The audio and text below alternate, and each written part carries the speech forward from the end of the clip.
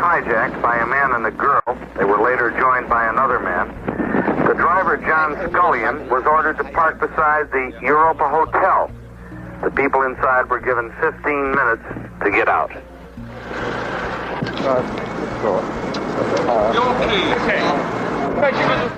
45 minutes passed, then the bomb went off.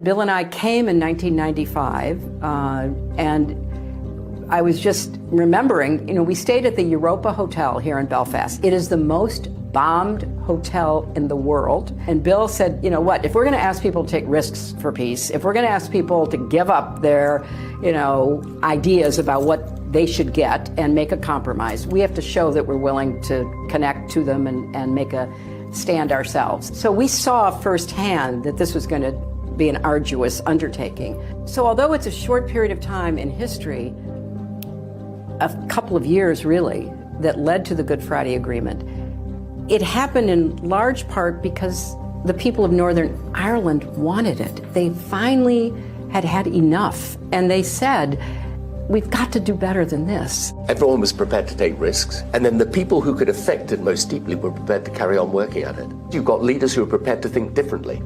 Ireland was a changing country. There was a different feeling, zeitgeist, if you like. And it came together.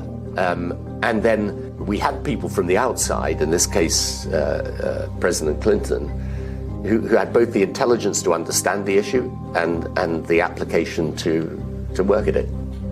And yet, with everybody working together, you've described how this came together at the last second. It was crazy. Yeah, we were literally locked up in this not very nice building for days. George Mitchell was smart on that one. Get him in a I've heard about this building. Gerry Adams actually said it was not a very good place to negotiate. It was a horrible place to negotiate. It was absolutely horrible. There weren't any proper facilities. The building was not conducive at all.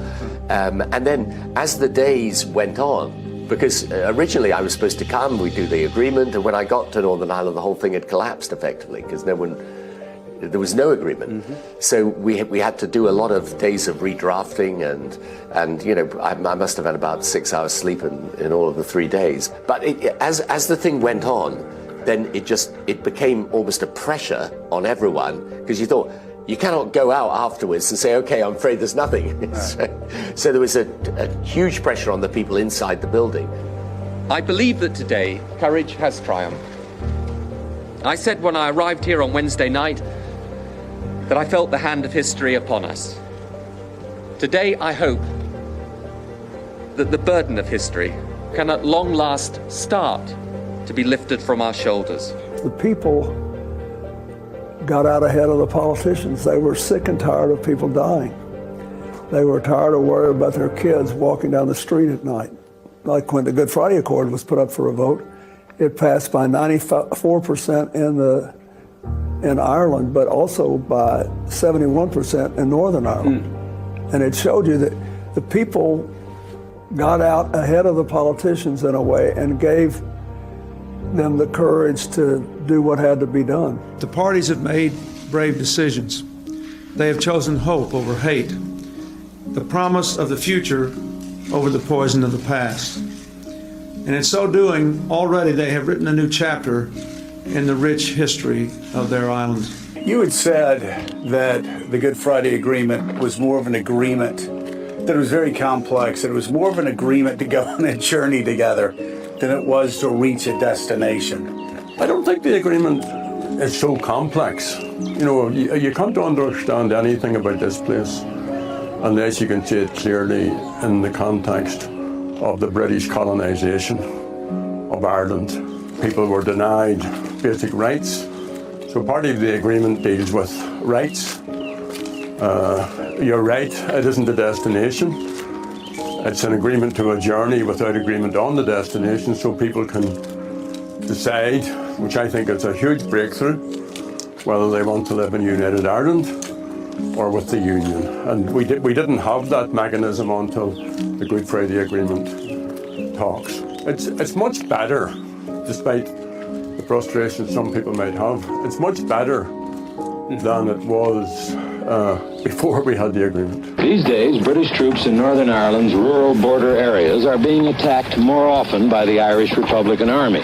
It's felt this is happening because the British soldiers have been beating the IRA badly in the cities and towns, thus forcing the terrorists out into the countryside near their hideouts in Southern Ireland. In general, the soldiers' work has bolstered public confidence. This has helped pave the way for political developments that raise hopes for peace after 4 years of bloodshed. What does this mean 25 years later to you personally and also to Northern Ireland? It was a great moment for American diplomacy and leadership to help, end a conflict that took 3,700 lives, one after another for so many years. And the damage and the distrust and the division was so deep. And to see what consistent diplomacy can actually produce when people who have very different opposing ideas about what they want for their own future will take risks to compromise to get to peace. The chance to live in peace, the chance to raise children out of the shadow of fear. Today is about the promise of a bright future, a day when we hope a line can be drawn under the bloody past. I think Northern Ireland's a peaceful place. We got huge support from the United States, a lot of support from the European Union, and it's made a huge difference to this place. The place is going well, a lot of investment. It can be far better if we can just move to the next stage. I don't think we should be fueled by hatred. Hatred is a poison, and we should eradicate that from our thoughts and from our hearts and go forward on the basis that every human being has the right to dignity and respect and treat people the way you'd want to be treated yourself. So how difficult was it for you to talk to members of your party, to talk to the British public, I guess to talk to the royal family and say, we're going to sit down with Sinn Féin, we're going to sit down with Gerry Adams, we're going to sit down also with people who were responsible for the killing of people that you knew and loved? It was very difficult because I sat with people,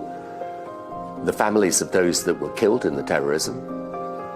And what do you say to them? They say, you're sitting down with a murderer. Yeah, with my child's murderer. Yeah. And you're shaking hands with them.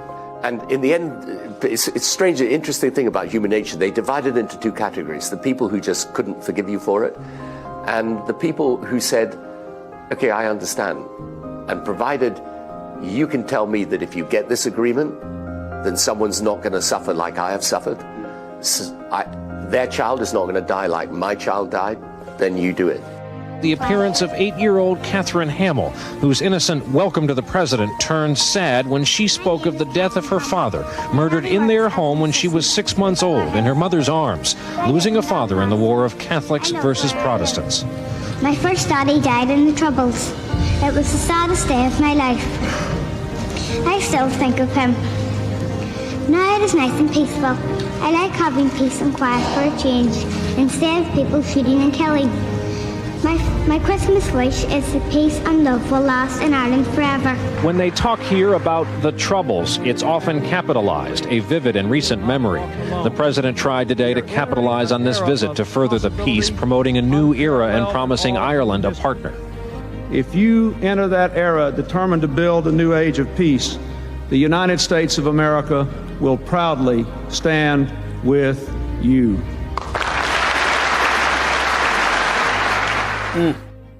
Tell you what, it's just an extraordinary peace deal, extraordinary leadership, extraordinary courage by the Irish politicians, British politicians, and of course by President Clinton and Hillary Clinton, who of course not only went on to be a senator and Secretary of State, but she is also the first woman to be the Chancellor of Queen's University in Belfast. And right after I interviewed President Clinton, as he was leaving, the Secretary of State was coming in, and one of the president's staff members said, "Mr. President, the Chancellor."